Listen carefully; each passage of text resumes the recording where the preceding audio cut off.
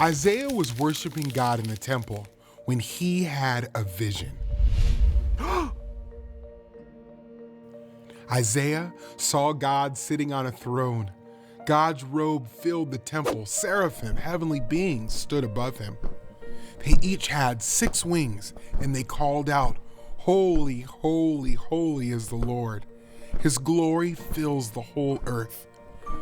Isaiah was in the presence of God. He said, "I am ruined. I am sinful. I do not deserve to be in the presence of the King, the great and holy God." Then one of the seraphim flew to Isaiah. He touched Isaiah's mouth with a burning coal from the altar and said, "Now that this has touched your lips, your wickedness is removed and your sin is wiped away." Then Isaiah heard God's voice. "Who should I send? Who will go for us?" Isaiah said, "Here I am. Send me." "Go," God said. Isaiah told the people of Judah about God's plan. God was going to send the people away from Judah, but he would bring some of the people back. These people were a part of Abraham's family. God was going to keep his promise to Abraham through them.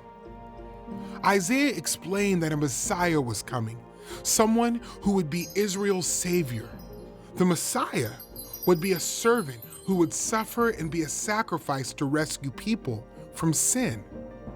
Isaiah said there would be nothing special about God's servant. No one will notice him. People won't even like him, Isaiah said. We will see him and turn away. We will look down on him and won't care about him.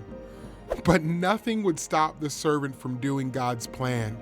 He will carry our sickness and pains. We have disobeyed God and wandered away like lost sheep.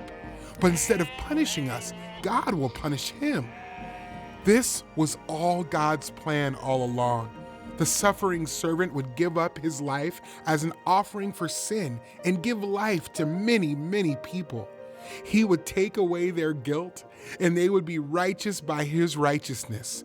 And this is how God would prove that what the Messiah does has worked. He wouldn't stay dead. God would bring him back to life. Isaiah said that when God's plan happened, the Messiah would see all the good that would come from his suffering, and he would be glad he suffered. Then God would reward him with great honor. God planned all along that Jesus would die on the cross for our sin. 700 years before Jesus was born, the prophet Isaiah wrote that this would happen.